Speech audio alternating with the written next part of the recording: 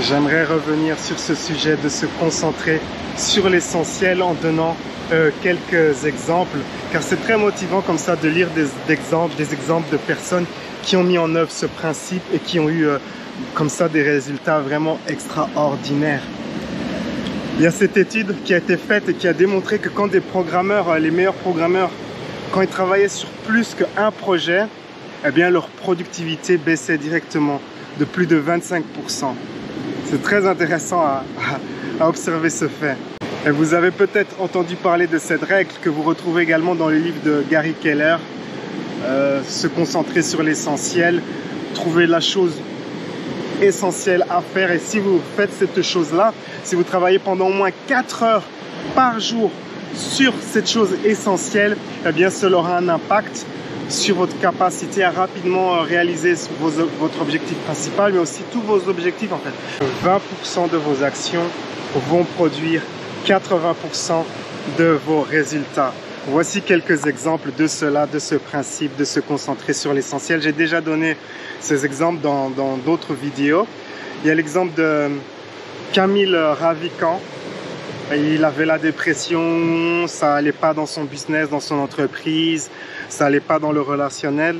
Et il s'est dit qu'il allait mettre en pratique ce principe de se concentrer sur l'essentiel. Et pour lui, il a remarqué que ce qui aurait le plus d'impact pour toute sa vie en fait, pour toutes ces choses relationnelles, argent, amour et tout ça, c'était de cultiver l'amour de soi.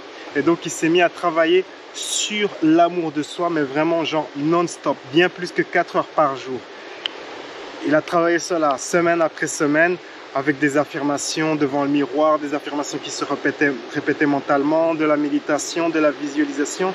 Et au bout de quelques semaines, eh bien, sa vie a totalement changé, et sa santé s'est améliorée, ses finances se sont améliorées, et il a découvert le pouvoir de l'amour de soi, mais aussi de se concentrer sur une chose qui aura de l'impact sur toute sa vie. Au lieu de, comme ça, micromanager, travailler sur plein de sujets, non, il s'est concentré sur l'essentiel et cela a eu un impact positif sur toute sa vie.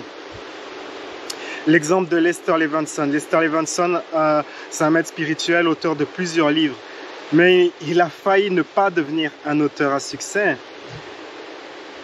À un moment, il était fort malade, il avait cette maladie cardiovasculaire. Son docteur lui a dit « Ok, il te reste 3 mois à vivre ». Alors il s'est mis à lâcher prise en fait, lâcher prise sur toutes ses émotions négatives. Il s'était rendu compte que la source de sa maladie c'était le ressentiment, la colère, le stress qu'il avait cultivé durant sa vie. Et il s'est mis à lâcher prise sur tout ça. Et pendant des semaines, il faisait que ça tous les jours, pendant des heures et des heures et des heures. Et au bout de quelques semaines, il a guéri de sa maladie. Et son docteur qui lui disait oh, il te reste 3 mois à vivre, eh bien il a eu tout faux. Il a vécu encore 40 ans de plus. Il est mort peut-être, je pense qu'il est mort à 84 ans. Et quand il avait été diagnostisé, il avait 42 ans. Donc vous voyez, se concentrer sur l'essentiel a été bienfaisant pour lui. J'ai fait récemment l'interview d'un ami youtubeur, un youtubeur très connu. Il a 400 000 abonnés pour le moment. Si vous regardez mon interview avec lui, dans cette époque-là, il avait 370 000 abonnés. Ses abonnés, ça grimpe.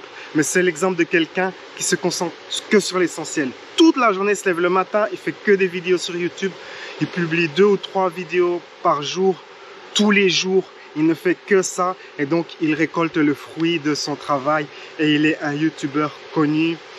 D'ailleurs, ça crée un déséquilibre dans sa vie au point où il a perdu sa copine qui trouvait qu'il consacrait sa vie qu'à une seule chose. Et c'est à vous de décider en fait. C'est à vous de voir la manière comme vous allez appliquer ce principe de se concentrer sur l'essentiel. Vous allez jusqu'au bout et vous faites que ça, qu'une seule chose, ou vous travaillez par à-coup. Travailler par à-coup, ça peut aussi fonctionner. Par exemple, j'ai remarqué les grandes années, les années vraiment où j'ai vraiment beaucoup de succès, c'est des années où le mois de janvier, je le consacre qu'à une seule chose, à travailler sur mon objectif de manière mentale, émotionnelle et spirituelle. Visualisation, écriture du scénario et ainsi de suite. Je vais faire une autre vidéo sur ce sujet-là dans quelques jours. Mais Et une fois que ce mois-là est fini, eh bien, je retourne à un mode où je fais plus de choses, un mode plus équilibré, où il y a plus d'activités. Donc, vous pouvez appliquer ce principe par à-coup, en fait. Pendant 1 mois, 2, 3 mois, vous faites que l'essentiel, et puis hop, vous ralentissez, vous allez dans un rythme plus équilibré, où vous avez plein de choses variées dans votre emploi du temps. Voilà, je vous ai donné quelques exemples de la manière dont certaines personnes ont appliqué ce principe, et j'insiste qu'il n'est pas nécessaire. Là, j'ai donné des exemples vraiment extrêmes. Par exemple, une fois encore, Lester Levinson, à un moment, ses finances, ça allait pas. Et il a réfléchi et il s'est dit que la qualité qui pourrait vraiment tout changer, ce serait une confiance en lui-même super élevée. Et s'est consacré à développer cela, jour après jour, se remplir de la confiance en soi-même. Puis il a été chez les banquiers et il a reçu son prêt comme ça. Donc au lieu de travailler sur plein de choses, restructurer l'entreprise, améliorer ceci, cela, non, il a fait juste une seule chose, augmenter la confiance en soi. Donc là, ce sont des exemples extrêmes. Vous pouvez choisir d'aller ainsi sur cette voie-là, extrême, tout le temps, ou par à-coup, pendant quelques semaines, pendant quelques mois. Ou il y a une autre manière d'appliquer aussi ce principe, c'est que vous avez plusieurs domaines dans votre vie, et dans chaque domaine de votre vie, vous allez travailler sur l'essentiel. Donc, disons que vous travaillez 4 domaines dans votre vie, la santé, faire du sport, machin, tout ça, le relationnel, le professionnel, et dans chacun de ces domaines, vous faites l'essentiel. C'est aussi l'une des manières d'appliquer ce principe. Si vous avez déjà appliqué ce principe dans votre vie, partagez votre expérience avec moi dans la section des commentaires. La vie est un voyage. Appréciez la balade. Ciao, ciao.